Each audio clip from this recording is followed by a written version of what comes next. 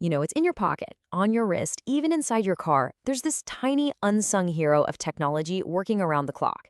It's a completely unseen force that basically makes our digital lives possible. So today, we're going to pull back the curtain and see exactly what it is and how it all works. So, have you ever actually wondered about that? You turn your phone sideways to watch a video and poof, the screen just rotates. It feels like magic, right? But it's not. It's a really brilliant piece of engineering that's sensing your every move. The answer, my friends, is a powerful little sensor called an accelerometer. And hey, don't let your phone fool you. As you can see here, these things aren't just tiny chips in our gadgets. They're also these robust, industrial-strength tools used to measure motion in everything from factory equipment all the way to spacecraft. All right, so what's the big idea here? What's it actually doing? Well, its whole job is to measure acceleration. And that can mean a couple of things. It could be dynamic, the shaking and moving of a machine. Or it can be static, like that steady, constant pull of gravity that's keeping you in your seat right now. Let's just break that down real quick. Acceleration is simply how fast an object's speed or direction changes. You know that feeling when you're pushed back in your seat when a car takes off? Or the vibrations you feel from an engine? That's acceleration. And believe it or not, even just standing still, gravity is pulling on you. An accelerometer, yeah, it can measure all of that. So the real question is, how in the world does one tiny little chip measure something so fundamental? Well, to get that, we've got to peek inside and check out the really cool physics that makes it all tick. And this diagram really shows the basic idea perfectly. At its heart, it's actually pretty simple. Just think of a tiny weight, what engineers call a seismic mass, dangling from a spring inside a little box. Now, when you move that box, what happens? That little weight inside, thanks to inertia, tries to stay right where it is. And it's that little bit of lag, that movement between the mass and the box, that the sensor is built to measure. So let's break down the key players here. You've got the seismic mass. That's the part that actually moves. Then there's the spring, which is always trying to pull it back to the middle. The damper is there to stop it from bouncing around all over the place, kind of like a shock absorber.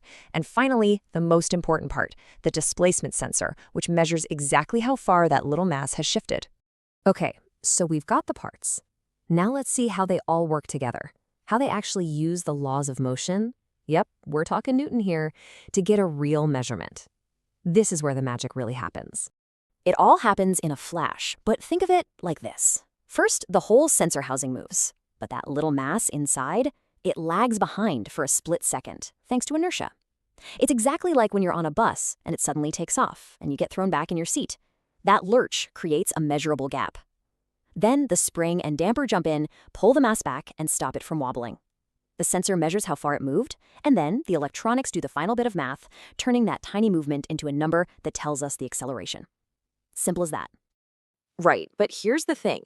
It's not a one-size-fits-all situation. Not all accelerometers are the same.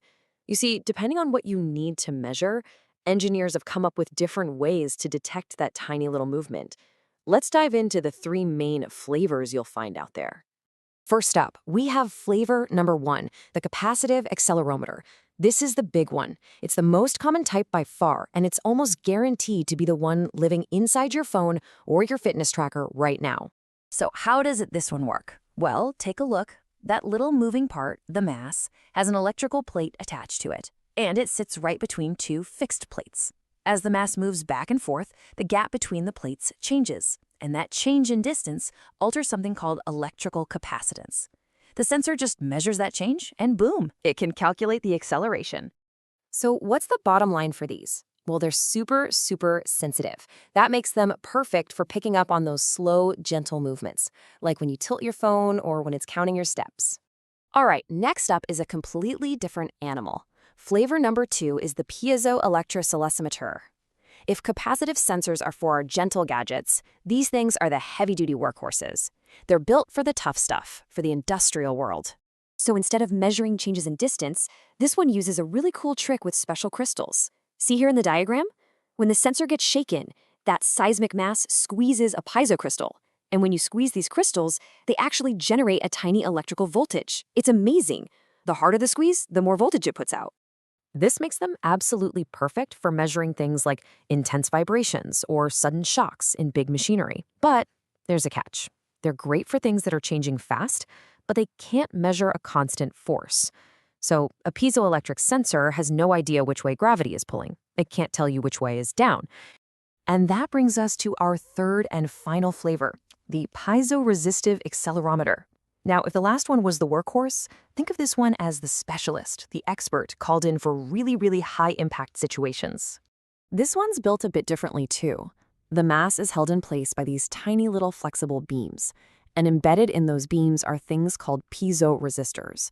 So when the mass moves, the beams bend, and that stretching or squishing changes their electrical resistance. A super sensitive circuit then measures that change in resistance to figure out what's going on. Now, the cool thing about these is that they can handle massive forces, and they can measure both static and dynamic acceleration. This makes them absolutely critical for things like your car's airbag system. This is the sensor that has to decide, in a blink of an eye, whether to deploy the airbag in a crash. So we've gone through the how, but what about the so what? Why does any of this matter? Well, because once you know what to look for, you start to see that these little sensors are, and I mean this literally, everywhere. They are quietly shaping pretty much everything about our modern world. Think about it. They're what give your phone and your gaming controller that sense of motion. They're at the very heart of life-saving car systems like airbags and stability control. In factories, they're like a doctor listening to the heartbeat of a machine, predicting when it's going to fail. They're essential for navigating planes and spacecraft. And in medicine, they're used to track how patients are moving and recovering. They really are a fundamental piece of modern tech. Now look, no technology is perfect, right? On the plus side, they're tiny, they're super sensitive, and they barely use any power. But on the other hand, things like temperature or even just random electrical noise can throw off their readings. And as we've just seen, you really have to be careful to pick the right tool, the right flavor of sensor for the job. When you step back and think about it, it's pretty incredible. We've managed to create these tiny microscopic sensors that can literally feel the world around them. Motion, vibration, even the constant pull of gravity. They are silently watching and measuring our physical world every single second. So the real question isn't what they do now, but what are we going to ask them to measure for us next?